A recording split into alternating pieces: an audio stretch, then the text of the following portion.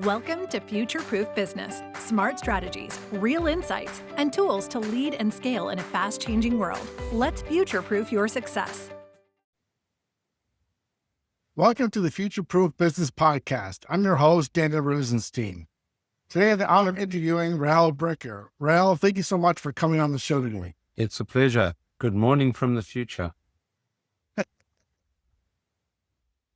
I'm so happy to have you on the show today. Can you share with the audience a little bit about yourself so they know who you are? Sure. So, ex-South African, now Australian. Let's start with that. I lived in Australia on the West Coast, the West Coast. And I know you're on the East Coast of the US. We're in the West Coast in Perth, been here 26 years. Serial entrepreneur. I have only ever earned a salary less than 4 years of my life. Run multiple businesses, had an education business in South Africa, started in 1990 at a year Nelson Mandela was released and the African National Congress was unbanned. Grew that to 4,000 students, reverse listed that into a shell on the Johannesburg Stock Exchange. I then moved to Australia in 99 and 2001 I started a financial services business. And still own that today. We've done $3.5 billion in mortgages.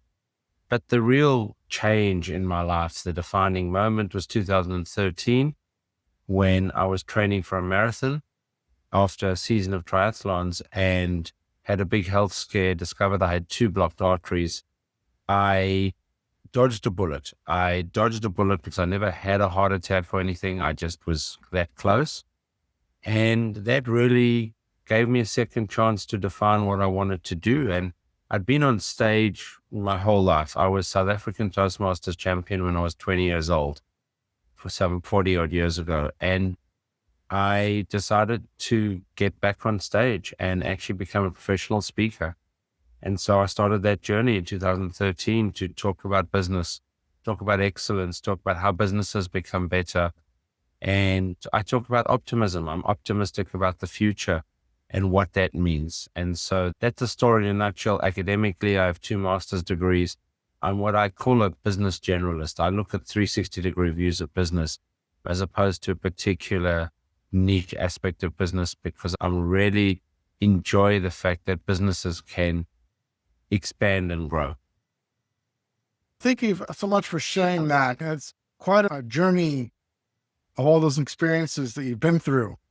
Now that you mentioned that you've ran several different businesses in different industries, what made you want to go into entrepreneurship versus doing something else?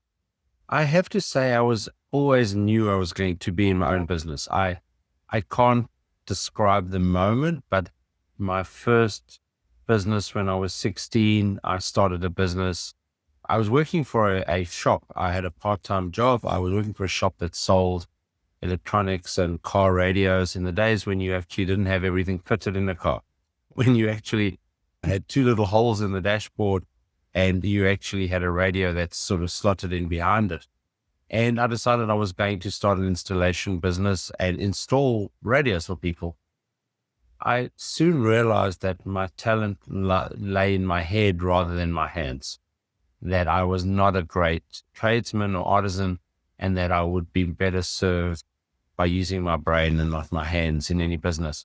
But that was my first attempt at my own business, and I was 16 years old. So I always knew I wanted to be an entrepreneur. I guess I talk about this in my book, in my first book called Dive In.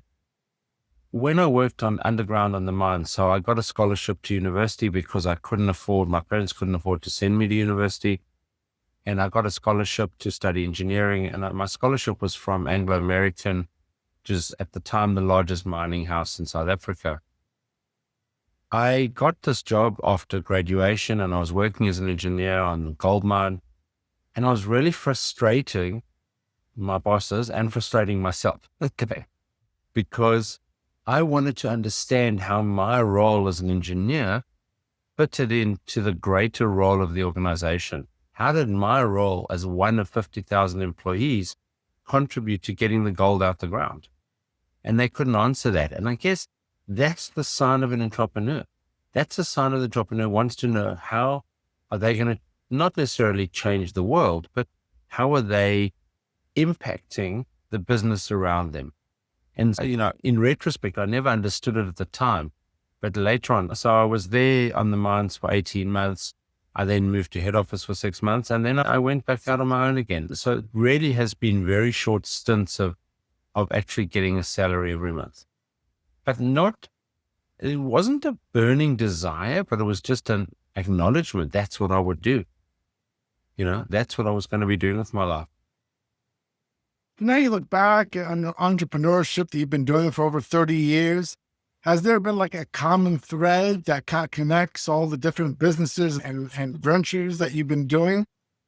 No. Yes, the common thread was actually that I didn't overthink it. I see lots of entrepreneurs come to me today and they have 27 spreadsheets.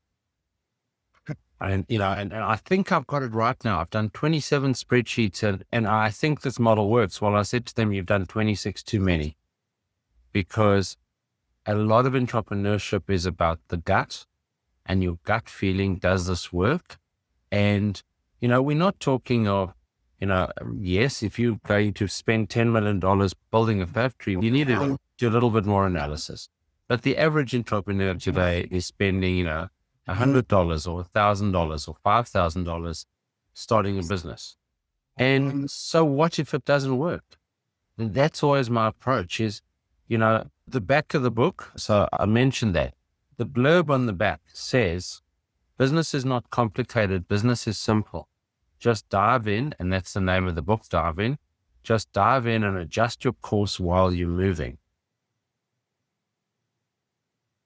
Wow, that's really interesting. And so that's been my approach to entrepreneurship my whole life, which is don't overthink it, start something, but be flexible enough to change. That's definitely like a very interesting approach. What do you say to somebody who was an inspiring entrepreneur, but they have a lot of like fear of success, fear of failure, and they're not like diving in because of the fear?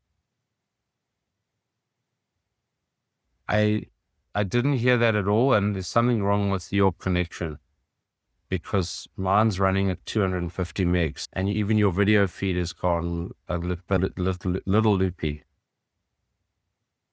Not sure what's happening.